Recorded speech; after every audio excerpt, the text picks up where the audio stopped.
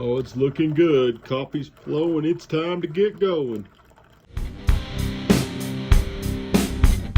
Hey, welcome back to Questions Over Coffee. My name's Kevin Smith. It's good to see you again. Want a cup of coffee?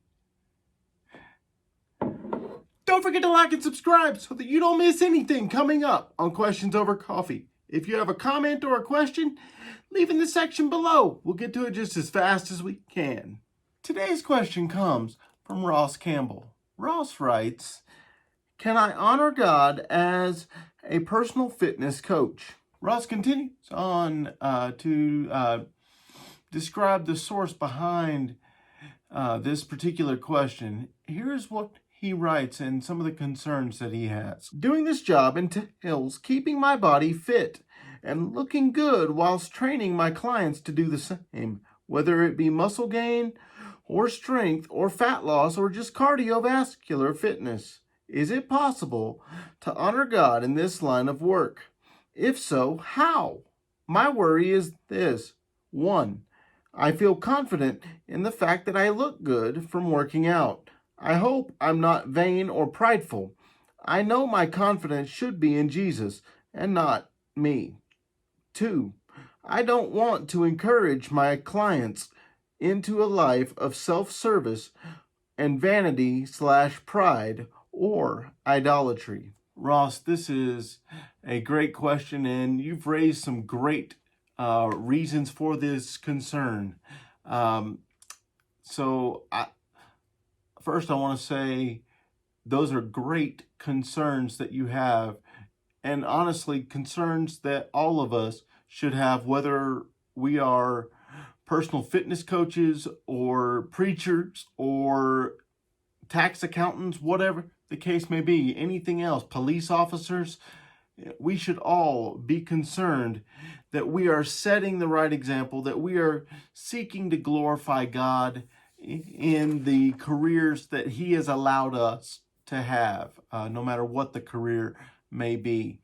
To answer the question, what I'm going to say is yes, it is possible to honor God as a fitness coach or weightlifter, whatever the case may be, but it also depends on a few things. What is the motivation behind what we are seeking to do? We'll go ahead and use personal training as an example here. Are we seeking to look good for the sake of looking good, or seeking to bring in as much money as we possibly can, and cutting corners here and there with clients? Or are we seeking to treat them with integrity, with respect, seeking to make enough money to feed our families and to provide for the things that we need to do in life, things of that nature? Let me point you to Colossians chapter 3, verses 16 and 17. Let's go ahead and read the passage together. "Let the word of Christ richly dwell within you, with all wisdom, teaching and admonishing one another with psalms and hymns and spiritual songs, singing with thankfulness in your hearts to God. Whatever you do in word or deed, do all in the name of the Lord Jesus, giving thanks through Him to God the Father." Okay, so in this case, you might be saying, "Kevin, what does this have to do with singing and making melody in your hearts?" It's all about teaching and encouraging and building the other person and allowing them to build you up as well, and giving thankfulness to God in the process, through all of this, whatever we're doing, whether we are making a YouTube video like this, whether we're hitting the weights in the gym, whether we're giving a sermon on Sunday, whatever the case may be, something completely different. How are we seeking to glorify God in those things? Because motivation matters. God has always cared why we do the things that we are doing. He cares about our focus. Are we focusing on serving ourselves? Are we focusing on seeking to glorify Him through the things that He's given us, the strength that He's given us, the energy that He's given us, things of that nature? There's a gentleman in the gym where I work out. He used to be the gym supervisor. He has retired since then, and he does do personal training as well. And I tell you, he is an extremely encouraging fella. He is one of the gentlemen that I will go to when I have a question about lifting or sometimes just life. I mean, he makes going into the gym a very encouraging thing, even if all I'm doing is just asking him how his day is, because he seeks to honor God with his response. It's not, yeah, I'm good, but I'm a very blessed man, or something along those lines every time. I mean, it's always about how he has been blessed.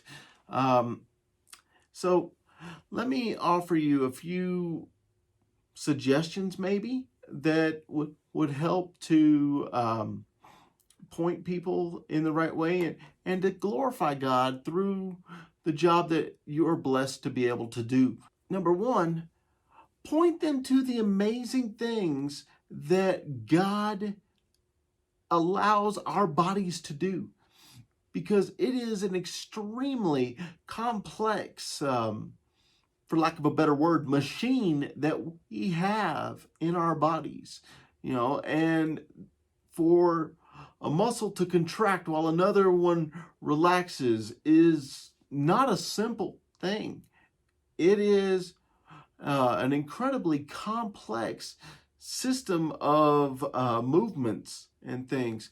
Point them to how God has allowed this to happen and how God allows the body to get into better shape. You could point them to how God has blessed your life through exercise and how the energy and stamina that you receive, the strength that you have received, can be used to glorify Him.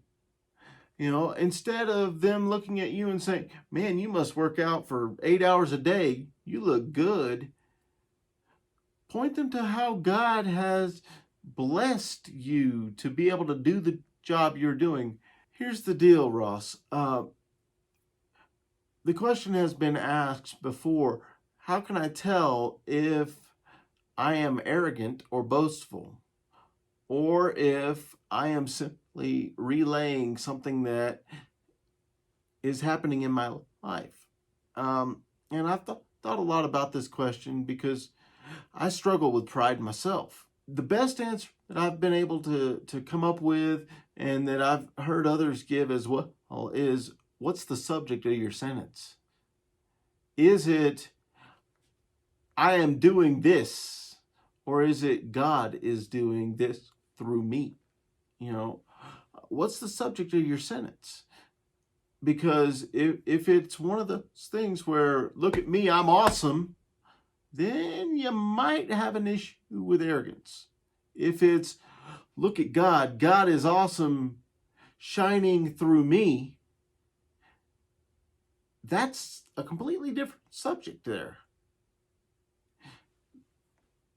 And you may not have an arrogance issue in that regard. Although it is still possible, it's less likely. There are a few things that you can do to seek to glorify God in this position that you have been given. Pay attention to the opportunities that He is giving you.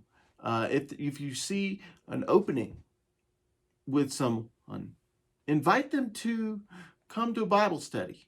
Invite them to come to church with you. Because I assume you are seeking to treat them with respect and seeking to be friendly with them. And if that is the case, then they're going to want to spend more time, not necessarily on the weights, but with you, because you're an encouraging person. So at that point,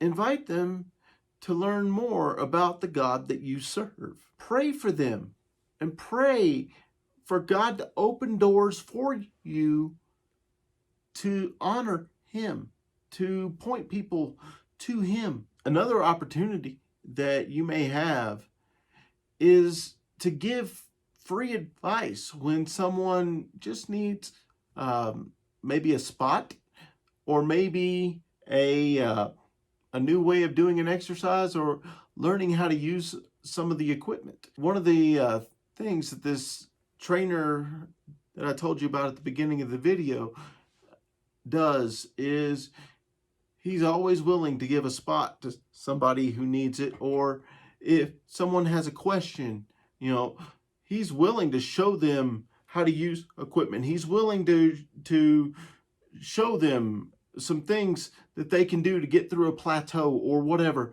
even if they're not paying him. Now, I am not saying give free sessions. We all have to make a living. But at the same time, if you know that someone cannot afford it, if you can afford the time, maybe that's an opportunity to bless their life, and as well point them to God and say, this is part of my giving to the Lord.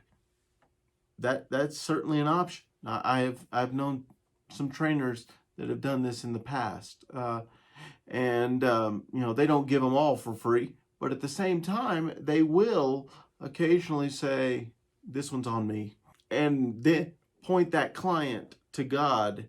When the client says, why are you giving this to me?